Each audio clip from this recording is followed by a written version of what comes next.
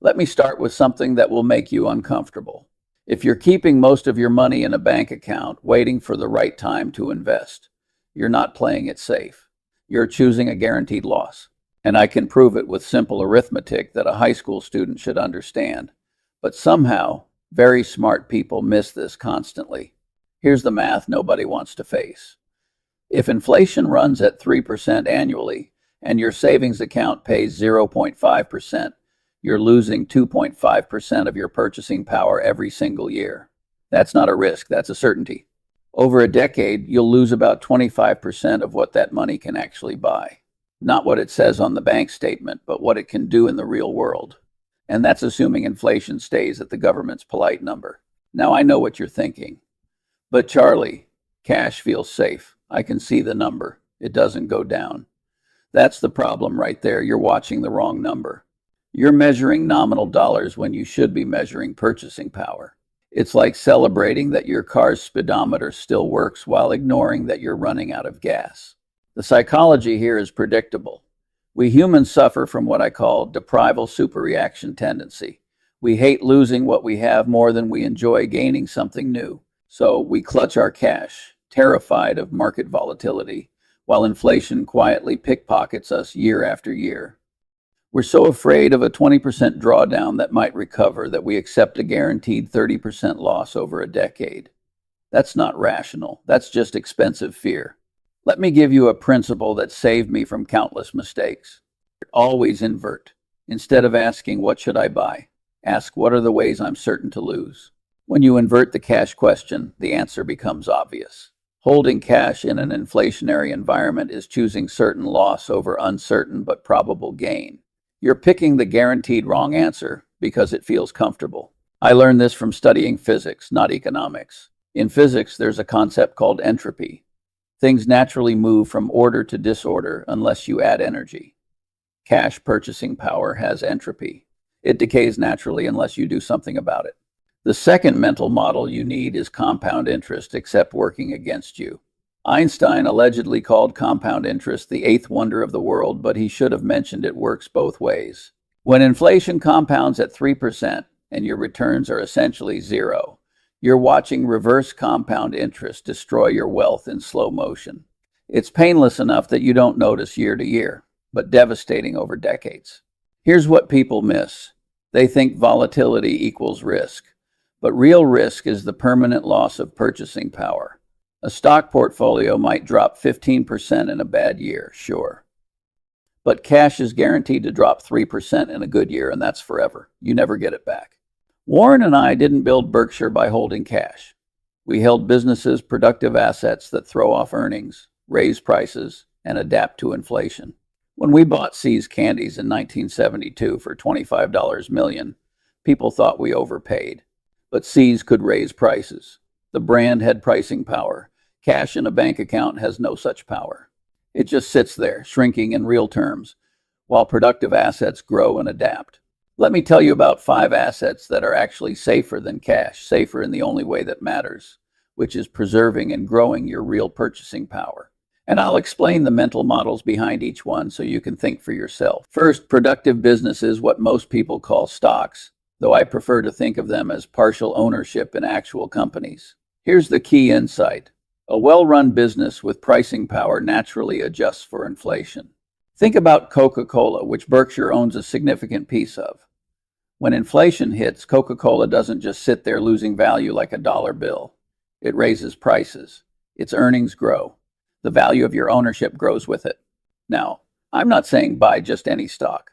Most stocks are overpriced most of the time, and most investors are their own worst enemies. But owning pieces of great businesses, companies with strong brands, low capital requirements, and pricing power is fundamentally different from holding cash. The math is straightforward. Over the past century, stocks have returned about 10% annually, while inflation averaged about 3%. That's a real return of 7%. Cash has returned essentially zero real return, and often negative. But here's what you must understand about your circle of competence. If you don't understand businesses, if you can't read a financial statement, if you panic and sell during downturns, then stocks aren't safer for you. You'll make them dangerous through your own behavior. This is where most investment advice goes wrong. People give universal prescriptions without accounting for the biggest variable, your own psychology and knowledge. Know what you know, and more importantly, know what you don't know. The second asset is productive real estate. Notice I said productive, not just any property, but property that generates income. A rental property that throws off cash flow is a productive asset, just like a business. Real estate has several advantages in an inflationary environment. Rents tend to rise with inflation. The mortgage, if you have one, stays fixed. You're paying back cheaper dollars over time. And the underlying asset often appreciates as construction costs rise. But again, circle of competence matters. Being a landlord is work. It requires judgment, maintenance, tenant selection. If you don't know what you're doing, you'll buy the wrong property at the wrong price and wonder why real estate doesn't work for you. Warren and I have owned plenty of real estate through Berkshire, but always as productive assets.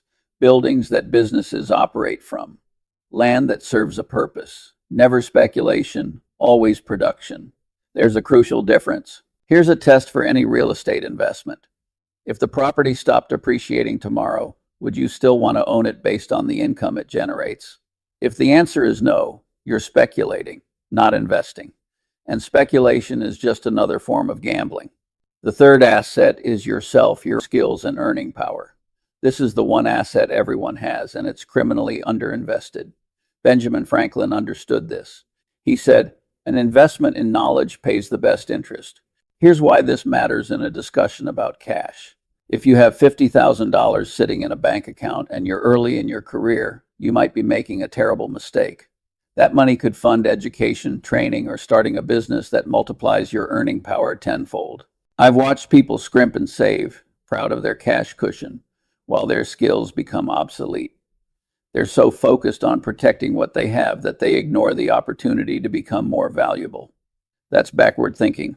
Your earning power is the present value of all your future earnings. If you can increase that by 20% through better skills, you've created far more value than you could by investing that money in any asset. And unlike stocks, your skills can't be taken away by market crashes. But, and this is important, investing in yourself only works if you're honest about what skills actually matter. Learning underwater basket weaving doesn't count. Learn skills that create value for others, that are hard to replicate, that match real market demand. I spent my life learning across multiple disciplines: law, mathematics, psychology, physics, business.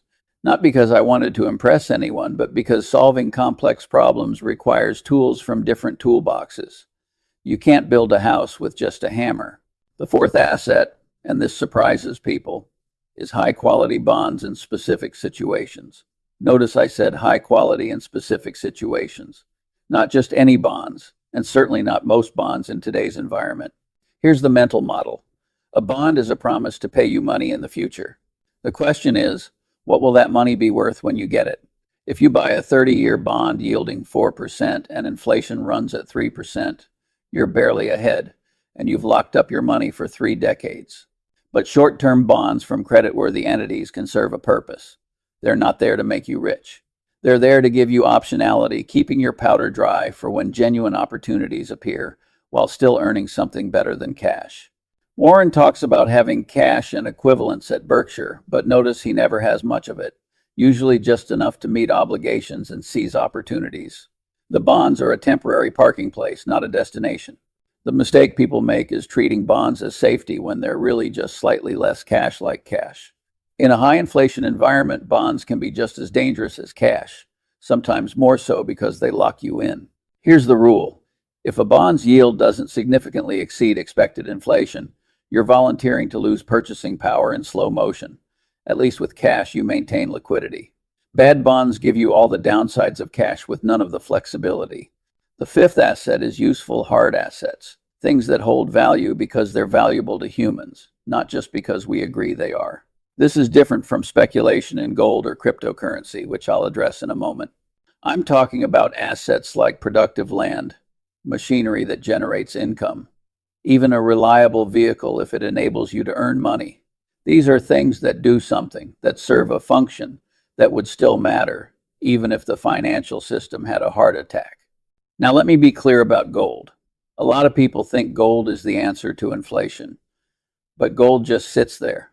It doesn't produce anything. It doesn't throw off earnings. You buy it hoping someone will pay you more for it later. That's not investing, that's speculation with an ancient pedigree. Warren jokes that we could take all the gold ever mined, form it into a cube, and it wouldn't produce anything except the need for more security guards. Meanwhile, with the same amount of money, you could buy businesses that generate billions in earnings every year. Which sounds smarter to you? Hard assets only make sense if they're productive. A farm that grows crops, not farmland you're hoping to flip. Tools that enable you to build things, not collectibles you pray will appreciate. Function over hope. The common thread in all five assets is this: they do something. Businesses produce goods and services. Real estate houses people. Skills enable you to create value. Even bonds, when chosen wisely, provide optionality. They're active, not passive. Cash is passive. It just sits there, slowly rotting in real terms, waiting for you to do something with it. The question isn't whether cash has a role, of course it does, for near-term needs and opportunistic flexibility. The question is whether it deserves to be your main strategy. Now let's talk about why smart people keep making this mistake, because understanding the psychology is crucial. It's not stupidity. Some very intelligent people are terrible with money. It's predictable patterns of human misjudgment. First, there's what I call the social proof tendency. Everyone you know keeps money in the bank. Your parents did it. Your friends do it. It feels like the responsible adult thing to do. So you do it too, without examining whether it actually makes sense. But just because everyone does something doesn't make it right. In Weimar Germany, people who kept their savings in cash were wiped out. The socially normal thing was also the financially catastrophic thing. Social proof is a terrible way to make financial decisions. Second, there's availability misweighing tendency. The pain of losing money in a market crash is vivid and memorable. It's on the news, people talk about it, the stories stick in your mind. The quiet erosion of inflation is invisible and abstract, so you fear the wrong thing. You can see a stock drop 20% in a year. You can't easily see your purchasing power drop 3% per year for a decade. The second loss is actually worse, it's 30% and permanent, but the first feels worse because it's vivid. That's your brain lying to you. Third, there's what I call deprival superreaction tendency, which I mentioned earlier. We hate losing what we have so much that we'll do irrational things to avoid the feeling of loss, even if it means accepting certain loss to avoid uncertain loss. The solution isn't to ignore these tendencies. You can't. You're human. You'll always feel them. The solution is to know they exist, name them when you see them, and build systems that protect you from your own psychology. Here's my system, and you can adapt it. I decided long ago what percentage of assets should be in different categories based on rational analysis, not emotion. Then I stick to it. I rebalance when needed. I don't check prices daily. I don't let fear or greed change the plan. This isn't complicated advice. It's boring, actually. But boring and rational beats exciting and emotional over any meaningful time horizon. The tortoise beats the hare not because he's faster, but because he doesn't sprint in random directions. Let me give you a framework for thinking about your own situation, because I can't tell you exactly what to do. I don't know your circumstances, your knowledge, your temperament, but I can give you the questions to ask. First question: what is my circle of competence? What do I actually understand? If you understand businesses, maybe you hold mostly stocks. If you understand real estate, maybe that's your focus.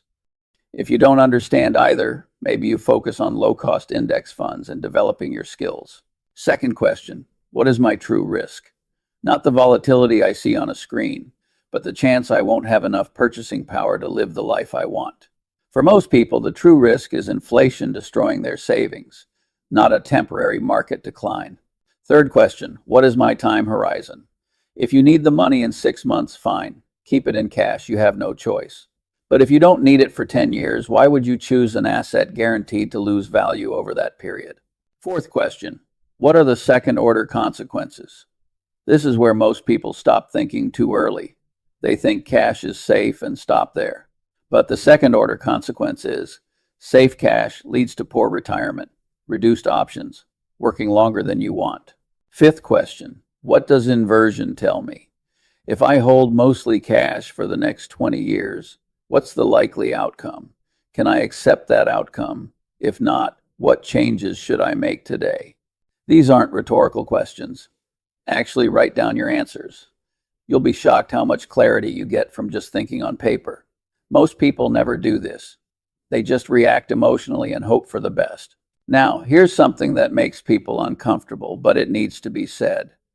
The reason most people stay poor isn't lack of opportunity, it's lack of rationality. They make emotional decisions, follow crowds, avoid the math, and wonder why their financial life doesn't improve.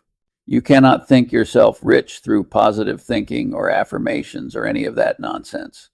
But you can think yourself not poor by avoiding stupid mistakes, by understanding the power of compound interest, by not volunteering to lose purchasing power. Warren and I aren't rich because we're geniuses. We're rich because we're rational, patient, and we don't do stupid things. We don't panic sell. We don't chase hot trends. We don't confuse activity with accomplishment. We just try to not be idiots consistently over many decades. The power of this approach is that it's accessible to anyone. You don't need a high IQ. You don't need insider information. You don't need luck. You just need to be rational, honest with yourself, and patient. That's it. Those three things beat brilliance nearly every time. Here's a concrete example from our own experience. In the late 1990 seconds, everyone was making money in tech stocks. The dot-com bubble was in full swing. People called us dinosaurs for not participating. They laughed at us for holding boring businesses like See's Candies and insurance companies. Then the bubble popped. People lost fortunes. But we didn't because we weren't playing that game. We stuck to what we understood, bought at sensible prices, and let everyone else chase the excitement. Being rational and patient looked stupid right until it looked brilliant. The same pattern has repeated countless times. People get excited, chase returns, panic when things turn, and lose money. Meanwhile, the rational approach, buying productive assets at sensible prices and holding them, just works. It's not exciting, but it works. Now let me address the elephant in the room. What about emergencies? Don't you need cash for emergencies? Of course you do. I'm not suggesting you put every dollar into stocks and pray nothing goes wrong. That would be stupid. The rule of thumb is simple. Keep 3 to 6 months of expenses in cash or near cash equivalents. That's your emergency fund. That's your sleep well at night money. That's your, the car broke down and the roof is leaking money. Keep it liquid, keep it safe, don't invest it. But, and this is crucial, 3 to 6 months of expenses isn't 3 to 6 years of income. If you make $100,000 a year and spend $60,000, your emergency fund should be $15,000 to $30,000, not $300,000. Math matters. I see people with $200,000 sitting in a savings account for emergencies when they spend $40,000 a year. That's not emergency planning, that's financial malpractice. You've got 5 years of expenses sitting idle, losing 3% purchasing power annually when you only need 6 months. The rest of that money should be working for you in productive assets, in businesses that grow, in skills that increase your earning power, in anything that preserves and grows real purchasing power. That's not risky, that's responsible. Here's another uncomfortable truth. The financial industry often gives you terrible advice because their incentives don't align with yours. They make money from activity, from fees, from you being scared and needing their help. They don't make money from you being rational and patient. So they sell you complicated products.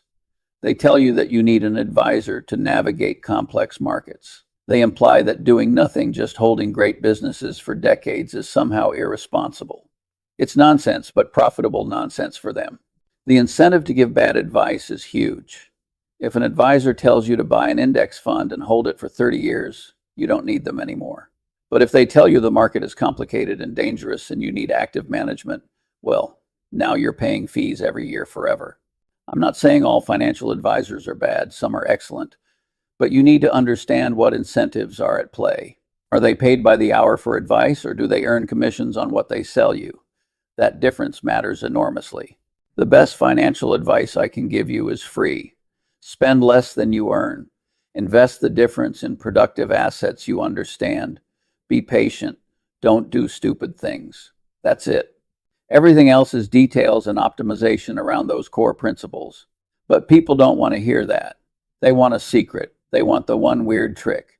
They want to believe there's a complex strategy that will make them rich without discipline or patience. There isn't. I'm sorry, but there just isn't. The secret that's not actually secret is that time and rationality beat cleverness and activity. The person who buys great businesses at fair prices and holds them for 40 years will beat the person who trades constantly, chases trends, and pays fees to active managers. History proves this repeatedly. Let me give you one more mental model that ties this all together. Opportunity cost. Every dollar you keep in cash earning 0.5% is a dollar not earning 7% or 10% in productive assets. That difference compounds over time into massive amounts of foregone wealth. If you keep $100,000 in cash for 30 years at 0.5%, you'll have about $116,000 in nominal terms. But adjusted for 3% inflation, that's worth only about $48,000 in today's purchasing power. You've lost more than half your real wealth by playing it safe. If you'd invested that same $100,000 in a simple S&P 500 index fund averaging 10% returns, you'd have about $1.7 million in 30 years. Even after adjusting for inflation, that's about $700,000 in today's purchasing power. The difference between cash and investing is the difference between poverty and comfort in retirement. I'm not making this up. This isn't speculation. This is what the historical data shows. Over and over again. The math is undeniable. And yet people still make the same mistake because it feels safe in the moment. This is what I mean by avoiding stupidity. You don't need to be a genius to see that losing 50% of your purchasing power is worse than risking temporary volatility. You just need to actually look at the numbers instead of making decisions based on feelings. Now, I know some of you are thinking, but Charlie, what if I invest right before a crash? What if I buy stocks and they drop 40% next year? That's a legitimate concern. Let me address it directly. First, if you invest a lump sum and the market crashes immediately, yes, that's painful. But here's what history shows. If you hold for 10 years, the market has never failed to recover and reach new highs. If you hold for 20 years, you've always made money. Always. Not sometimes, always. Second, you don't have to invest everything at once. Dollar cost averaging, investing a set amount regularly over time eliminates the timing problem. Sometimes you buy high, sometimes you buy low, and it averages out. Simple, effective. Removes the emotional decision making. Third, the market might crash after you invest, sure. But it might also go up 30% right after you invest and then crash, leaving you still ahead of where you started. You can't predict timing. Nobody can. So make a rational decision and execute it. The alternative, waiting for the right time to invest, is choosing guaranteed loss to avoid potential loss. You're losing 3% per year to inflation while waiting for a crash that might not come, not be as bad as you fear, or might recover faster than you expect. Here's a principle I've lived by. When you can't predict outcomes, focus on the process. You can't control whether the market goes up or down next year, but you can control whether you're acting rationally, whether you're diversified, whether you're in your circle of competence. Good process consistently applied over time leads to good outcomes. Bad process occasionally gets lucky, but usually leads to disaster. The drunk driver sometimes makes it home safely. That doesn't make drunk driving a good strategy. Let me close with this. The title of this discussion was about assets better than cash. But the deeper lesson is about rationality versus emotion, about second-order thinking versus first-order reactions, about long-term planning versus short-term comfort. Cash isn't evil, it serves a purpose. But treating it as your primary asset, your safe harbor, your financial foundation, that's a mistake born from natural human psychology running headfirst into mathematical reality. And math always wins eventually. The 5 assets I've discussed, productive businesses, real estate, your own skills, strategic bonds, and useful hard assets, aren't magic. They're just rational responses to a world where inflation exists and productivity compounds. They're choosing reality over comfort. Your job isn't to memorize what I've said and blindly implement it. Your job is to think, to understand the principles, to apply them to your own situation, to know your circle of competence, to be honest about your own psychology and build systems that protect you from it. If you take nothing else from this, take this. Invert the question. Don't ask, how can I get rich? Ask, how can I avoid staying poor? The answer to the second question is clear. Don't volunteer to lose purchasing power. Don't confuse nominal numbers for real value. Don't let fear make you poorer. I'm 99 years old as I'm recording this, and I've spent most of that time watching people make predictable mistakes with their money. The same mistakes over and over across generations. Not because people are stupid, but because they're human. The antidote to human nature isn't superhuman willpower or extraordinary intelligence. It's awareness, systems, and patience. Know your biases. Build guardrails. Think long term. That's not exciting advice, but it's advice that works. Warren and I built Berkshire Hathaway from a failing textile mill into one of the most valuable companies in the world. We didn't do it by being clever. We did it by being rational, patient, and consistent. We avoided stupid mistakes. We let compound interest do its work. That's it. You can do the same thing on a smaller scale. You won't build a company worth hundreds of billions, but you can build a comfortable retirement. You can avoid poverty. You can make rational decisions that serve your future self. That's within reach for anyone willing to think clearly. The world rewards rationality in the long run, even though it often rewards irrationality in the short run. Be patient. Be disciplined. Be honest with yourself.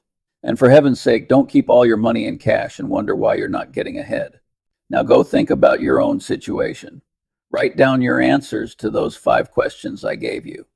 Look at the actual numbers, what you earn, what you spend, what you have in cash, what you have invested. Get brutally honest with yourself. Then make a plan based on rationality, not emotion, based on math, not feelings, based on long-term outcomes, not short-term comfort, and stick to it. Don't let fear change the plan. Don't let greed change the plan. Just execute consistently. That's how you win. Not by being brilliant, but by being consistently not stupid. Not by timing the market, but by giving time to the market. Not by finding the secret, but by applying the obvious truths that everyone knows but few people follow. The choice is yours. You can keep your money in cash, watching it slowly lose value, feeling safe while getting poorer. Or you can invest rationally in productive assets, experience volatility, and build real wealth over time. One feels safe. One is safe. They're not the same thing. I know which I'd choose. I know which I have chosen every day for 8 decades. And I'm telling you, the math doesn't lie. The psychology is predictable. The solution is straightforward.